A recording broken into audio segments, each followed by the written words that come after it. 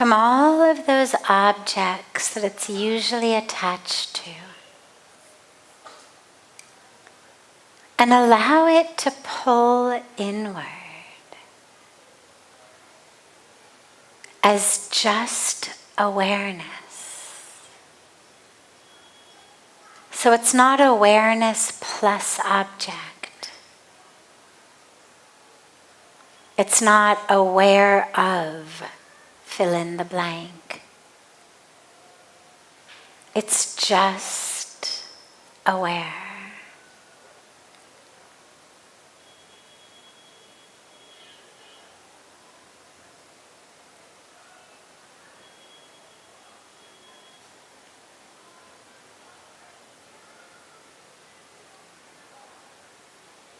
You can use your breaths as an anchor for that awareness, as a bridge to help you go from being hooked into so many things in the world around you or in the mind.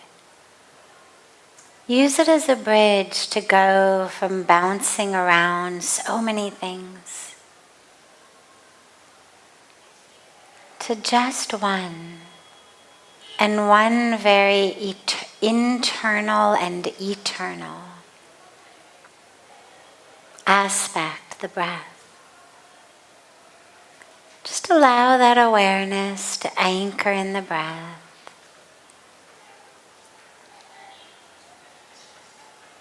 We're not staring at the breath. We're not trying to change it. We're not labeling it long or short or deep or shallow. We're just using it as a magnet that pulls the awareness inward and gives it something to anchor in.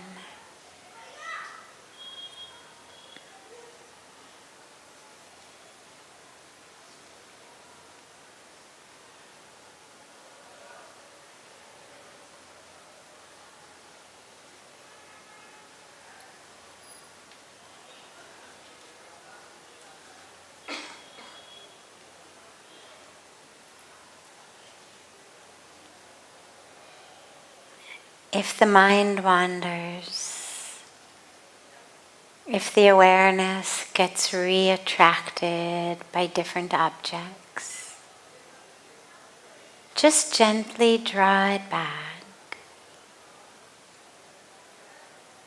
Draw it back within.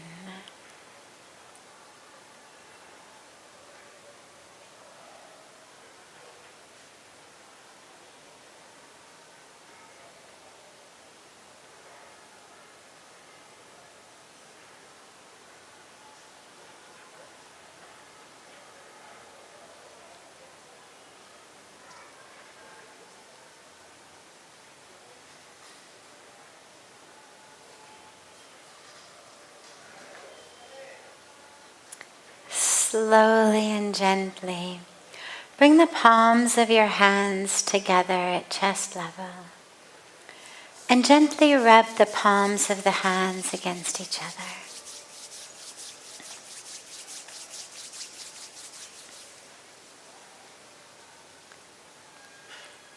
Press the palms of your hands into your closed eyes.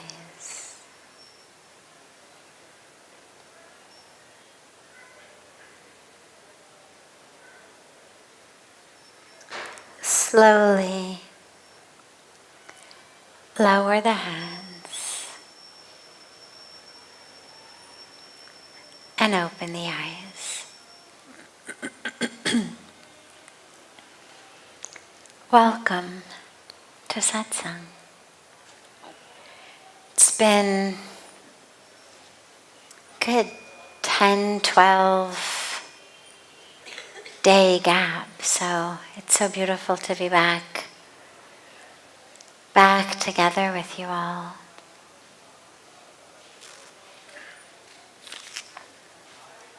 Beginning as always with a question that's come in advance from our family joining us online through the internet. Then we'll open it up to any questions that anyone here has.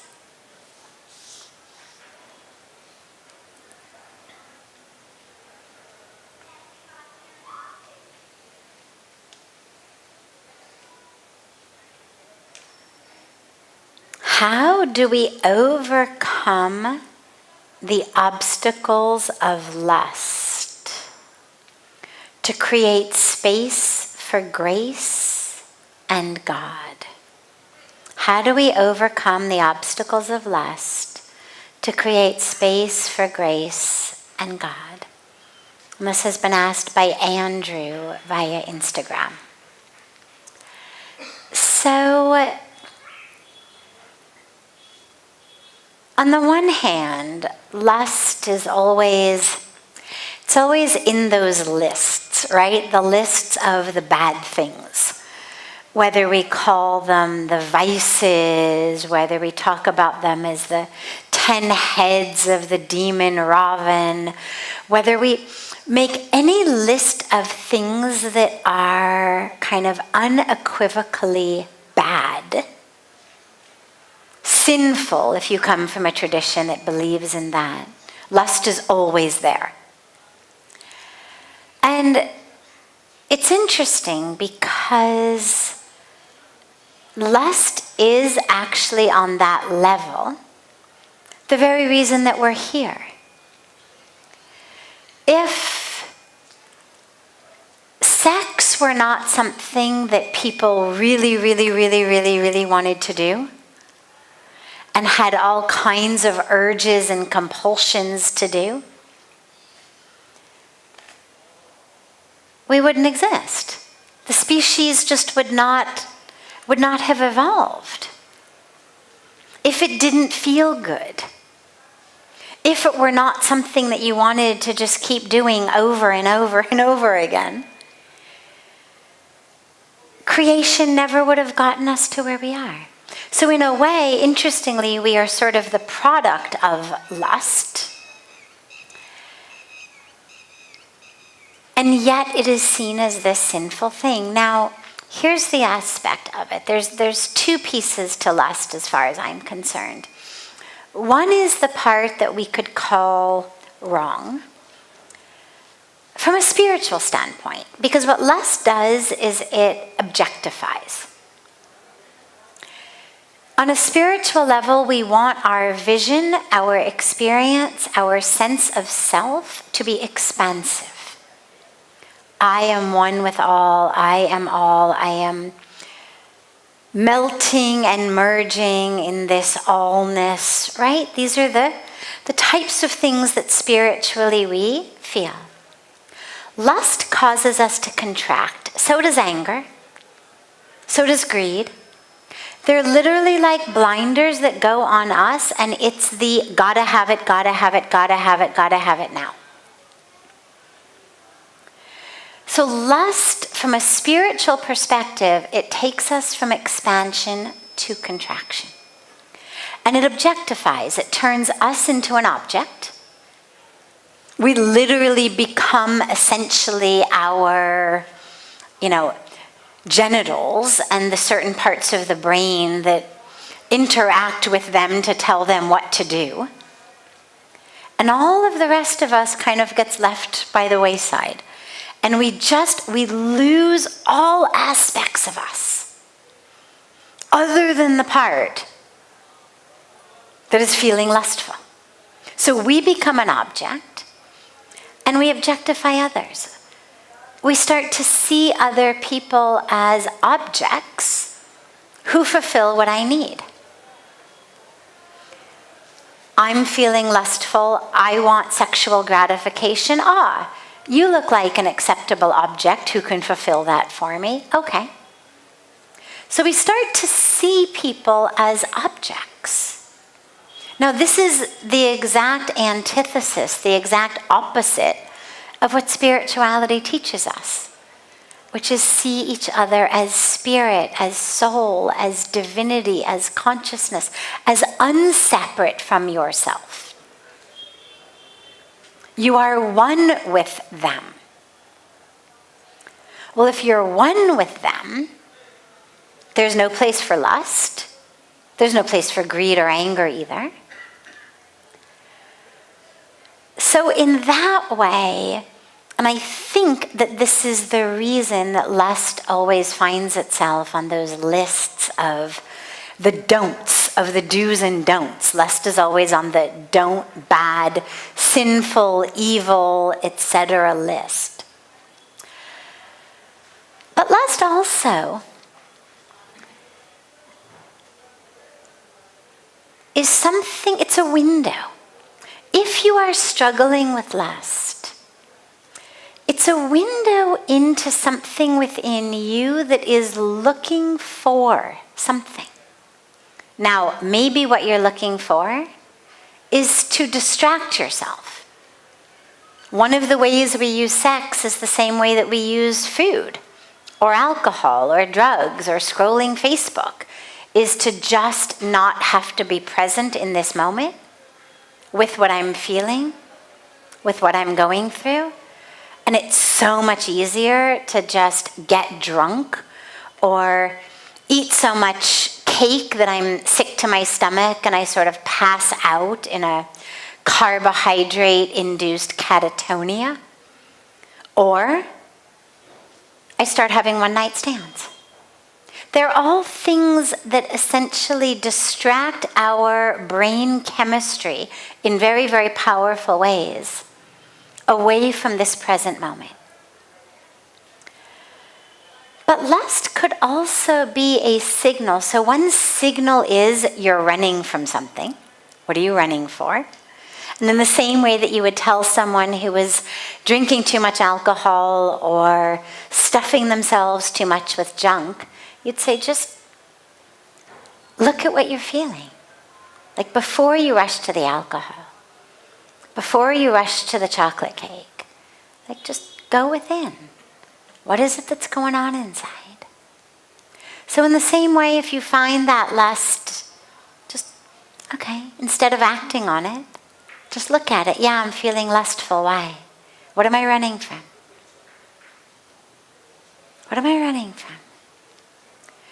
But there's another aspect to lust, which is the very basic, low level, certainly not a high level, a very low level, but nonetheless present drive for union.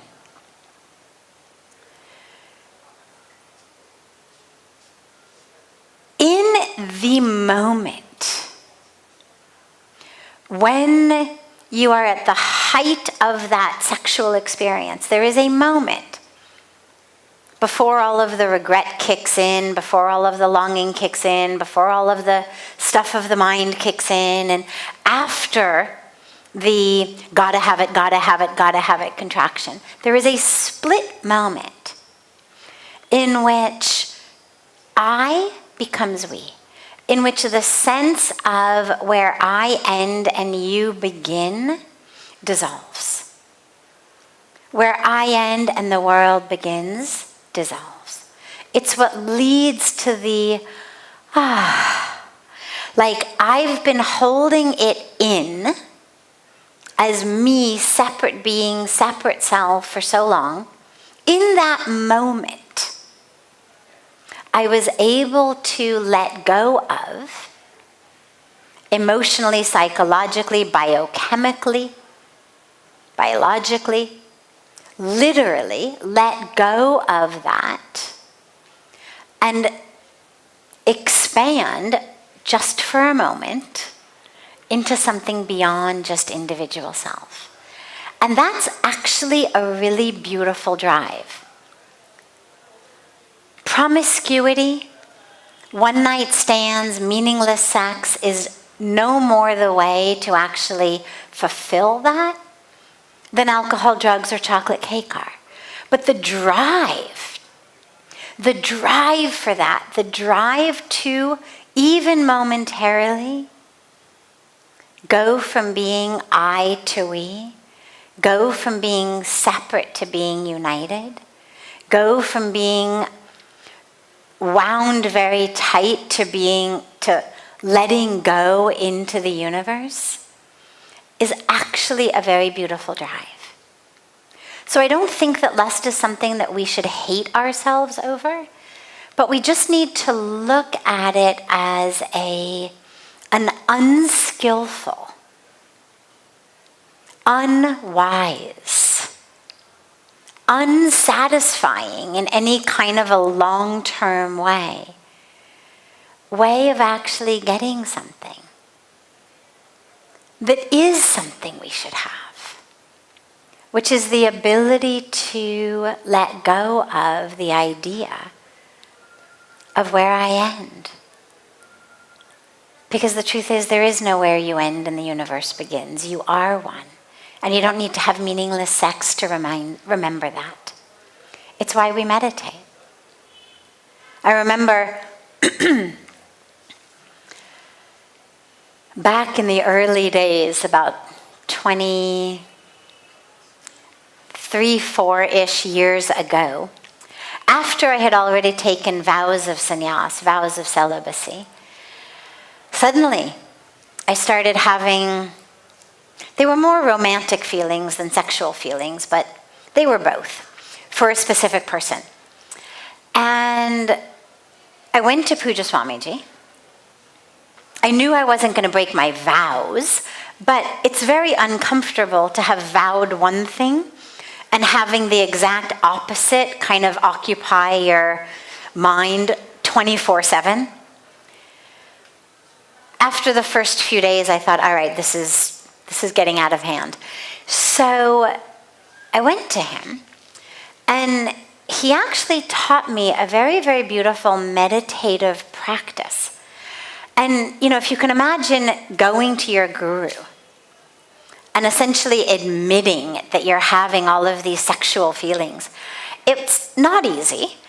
And there's always that fear of like, oh my God, he's gonna, hate me. He's gonna kick me out. He's going to, take away my sannyas. He's going to send me back to America. He's gonna tell me I'm worthless. But he was amazing. And what he said was, don't push away the energy. Which is what most of us would imagine someone would say, is like, push it away, think about something else, pretend you're not feeling it. What he said was, allow the energy to rise within you. He said, whenever you're having those feelings, he said, just sit in meditation with it, and instead of having the energy stay focused in your lower chakras, just raise it up. And just bring it up to your heart. Because that same energy that we think of as lust, if it comes up into the higher chakras, is an energy of union. It's an energy of loss of the individual self, gaining of the universal self, a melting and a merging, not just into another human being for 4 minutes and then you regret it, but into all of creation in a way that actually brings about really, really powerful spiritual experiences. And so he taught me to just sit down. Don't think you're bad, you're awful, you're this, you're that, nothing like that. But also, don't allow yourself to kind of ride away on the magic carpet of your daydream, which lust can kind of do for us. You start to have the thoughts, and then you just start to enjoy the thoughts, and then you go along with the thoughts.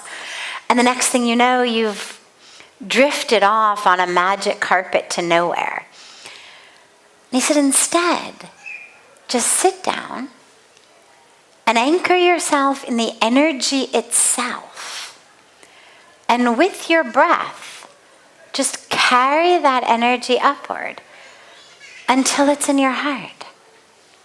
And in that heart then, feel that energy. Allow that energy. And feel it for the world. And so to our brother Andrew, don't feel bad about the lust, but just allow yourself to, number one, ask yourself, is there something that you're not looking at in life that you're running from? And if there is, just do your work. Work through insight, work through introspection, work through contemplation, work through going within, looking at what it is, deal with it. But also recognize that the lust has got a sincere yearning in it. But allow the yearning to rise from your genitals into your heart so that you actually can merge and unite with creation. And that, of course, automatically creates the space for grace and for God, because ultimately it becomes God with whom you are merging.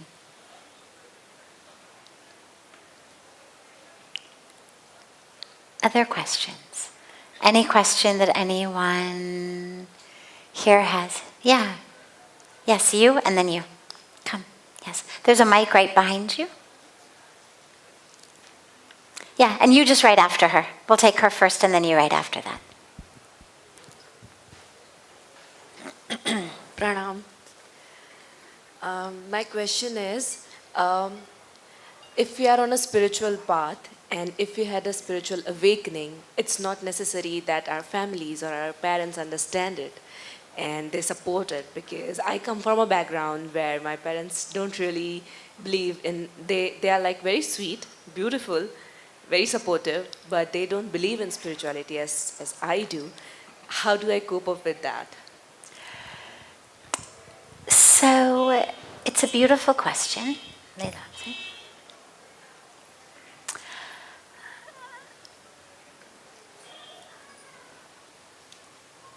I think it's more common than not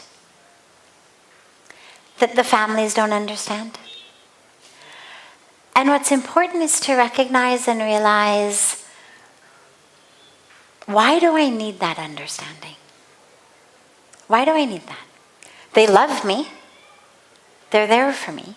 I think one of the greatest mistakes that a lot of us make, especially with family of origin, but it's also true with spouses, with friends, but particularly with family of origin, is we have this drive to be understood. And they're not all going to necessarily understand you. And that's okay. What matters is that they love you. Not everyone has the capacity or the experience to understand it. As long as they love you, they're going to want what makes you the happiest on the deepest level. If they think you're doing it just to run away, they're not going to be so happy, obviously. But if they can see that you have found something really powerful, I went through this on a personal level with my parents. They were not spiritual at all. So they didn't understand their religion or spirituality to begin with. But they also couldn't understand the idea of like leaving America and moving into an ashram. And slowly, over time, they came around. They never understood. But what they recognized as time went by was, I hadn't gone crazy. I hadn't joined a cult. I hadn't been brainwashed, because of course those are the first things that they think is you've been brainwashed, you've been kidnapped, you've joined a cult, you've had a nervous breakdown, you can't cope, you've run away. And slowly over time they realized it was clearly none of those things. And it was bringing me a degree of happiness that was undeniable. I'll never forget when my mom said to me, she said, she said, I love just being near you because I feel very serene when I'm near you. Now, aside from that being just such a beautiful thing to say, that was her way of understanding what I had attained. It didn't make sense to her in any kind of logical way, but she could feel that there was a peace and a serenity that I had attained that was so palpable that she felt it being near me. And this is why we say the truth is a magnet. Slowly, slowly, slowly. Do not try to shove it down people's throats. Do not try to convince them. It's never going to work. You live it and you shine in such a way that they will understand the power of spirituality. If you end up screaming at them and yelling at them and storming out of the house and slamming doors because they don't understand your newfound spiritual connection, well, they have a right to be a bit suspicious. Right? I mean, then the question becomes, ki mila kya? Right? I mean, if you are losing your temper, they will doubt it. But if you have shifted in a powerful way, they will slowly, slowly, slowly come around. And you know, there are times, there's a beautiful poem.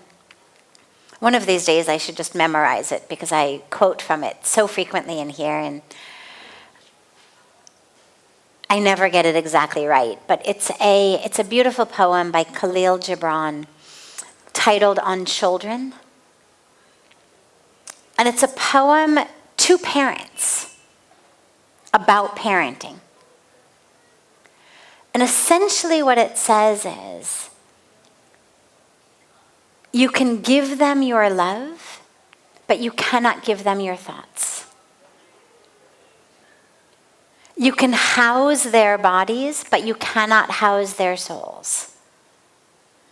And it's a beautiful, beautiful poem about how time moves forward.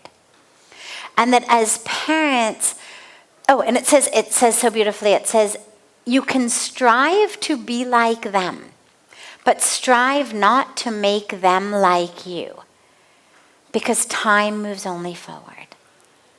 And the dilemma that as parents we make is when we don't understand something. We love our kids. We want, to protect them. We want to teach them. We're doing it with good intention.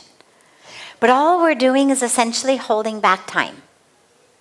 Be like me. Do like what I did. Make the choices I made.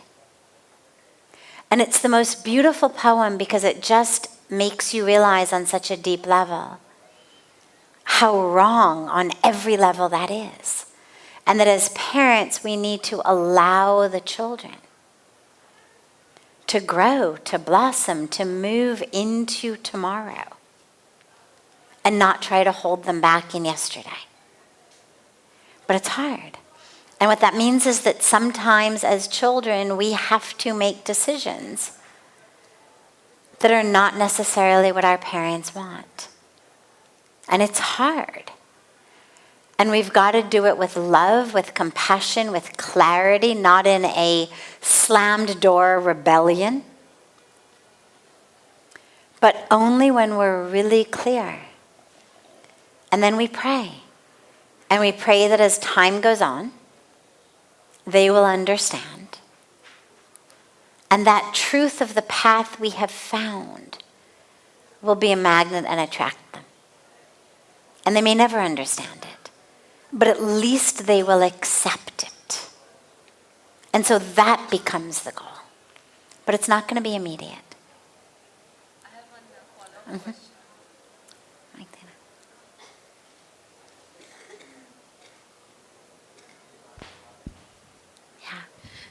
So with the grace of God and gurus like you, I have been fortunate. I have not had anger issues because I have understood it, and I It's been 3 years and I'm trying to make them understand. But then we live in a society and we live in social life. So I also have responsibilities towards my parents. I'm the eldest one and I have a younger brother. So there are this family setup that I have to take care of the family. I have to live in the house, but I have my own business and I want to pursue it somewhere. And I want to go away from my house and pursue it. But then there is a conflict. What should I do? Because spirituality says that you should always, help your parents. You should serve them. Be good. How old are your parents? They are 50 and 49. Okay. And how old is your younger brother?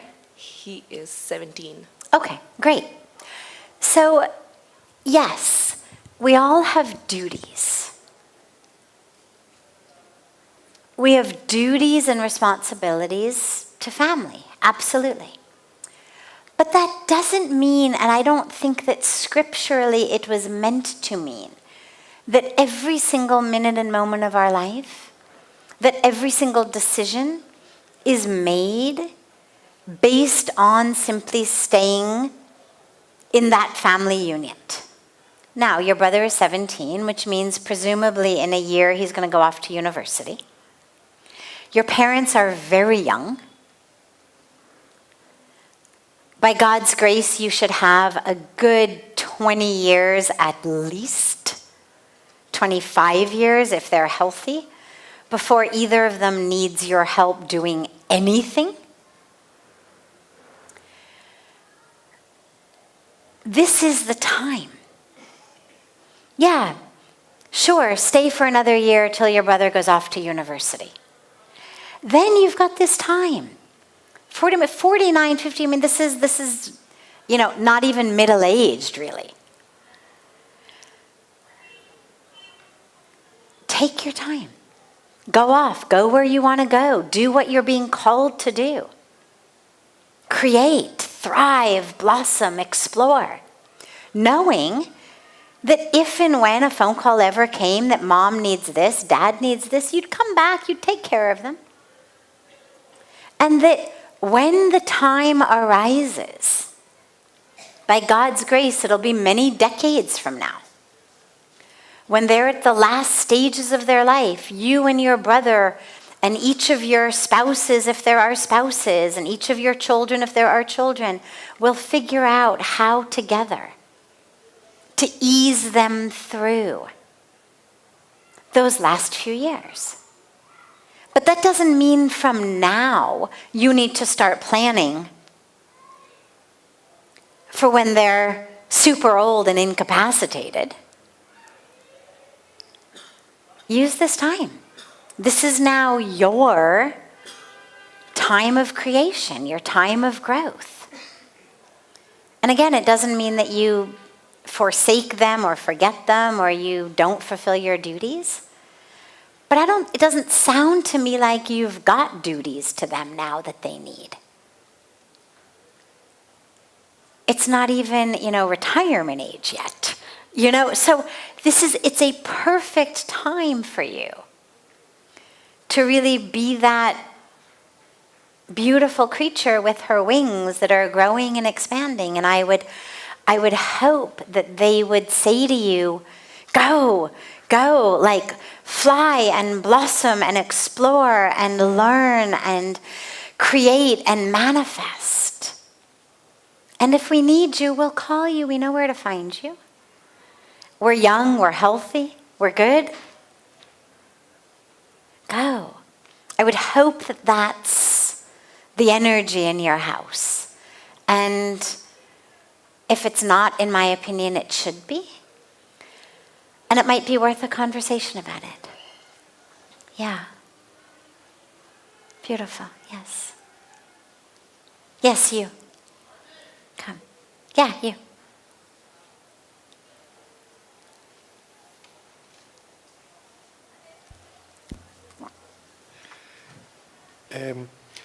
I heard talking about the death of the ego, and this is kind of thing that makes me quite afraid, because I'm used that I am the ego. I'm Kriton, and this is my identity.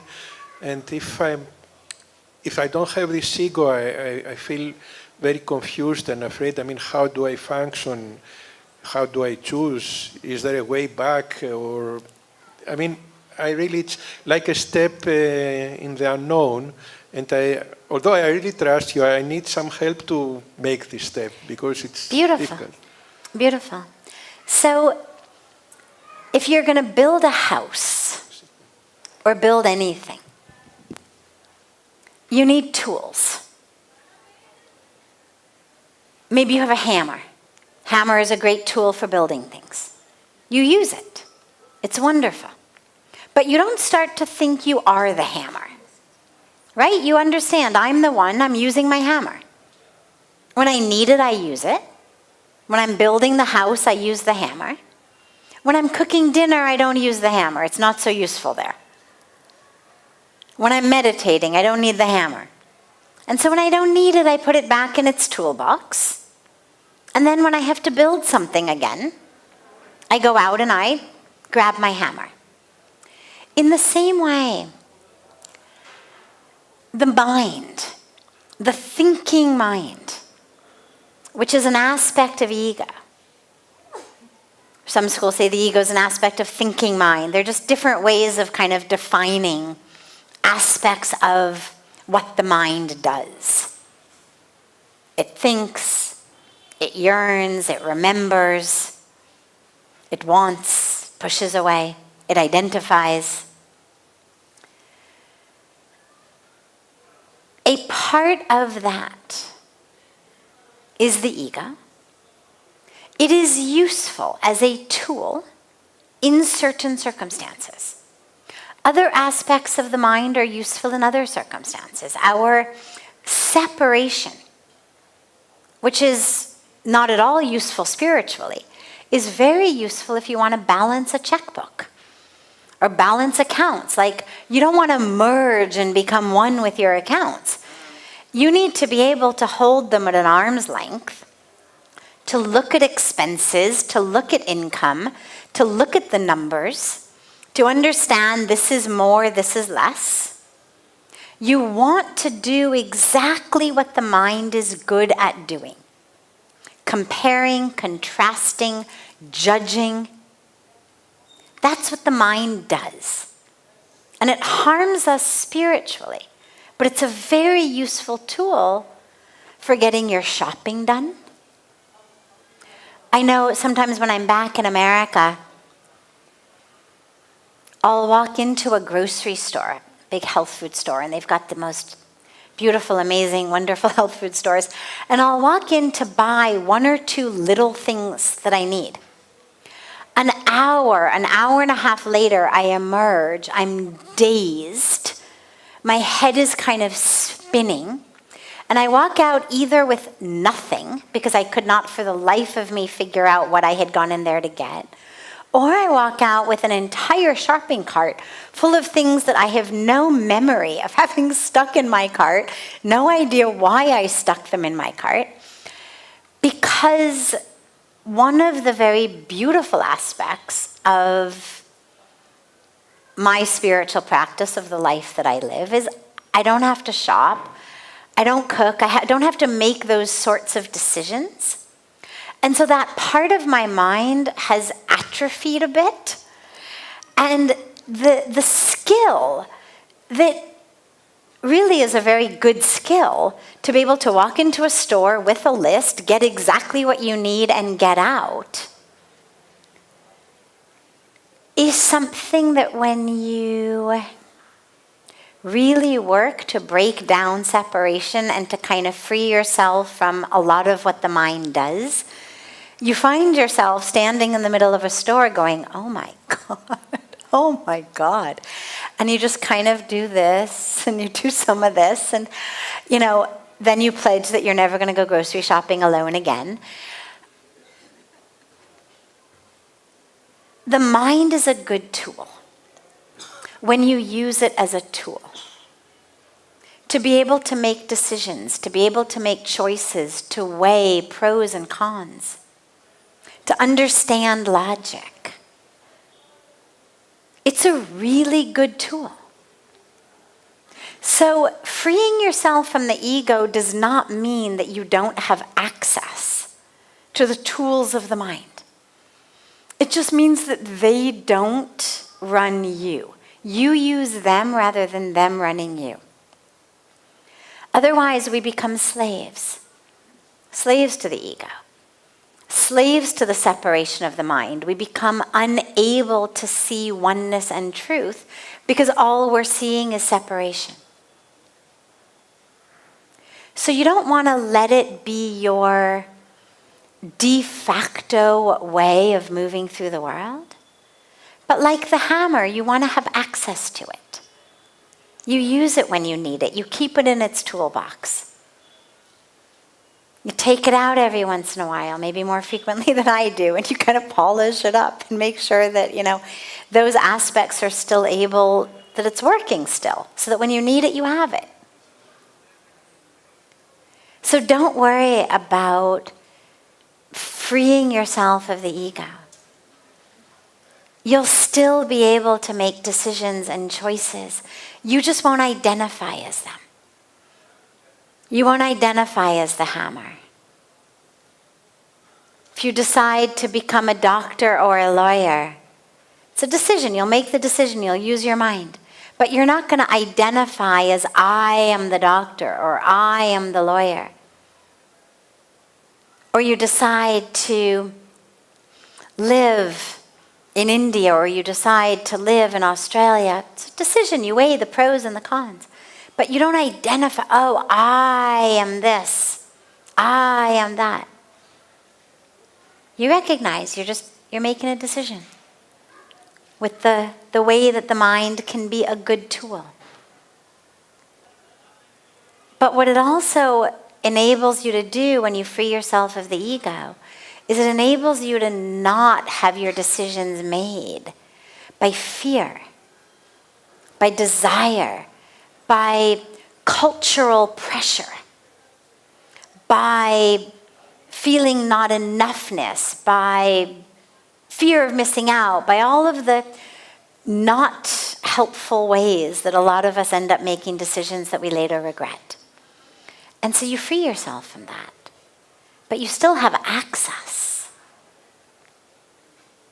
to intelligence, to common sense. So don't worry about that. You're not going to fall into, fall into a black hole of absolute nothingness. You might for a short period of time. It's a very beautiful spiritual experience, but you'll regain all of your mental faculties. Yeah, good.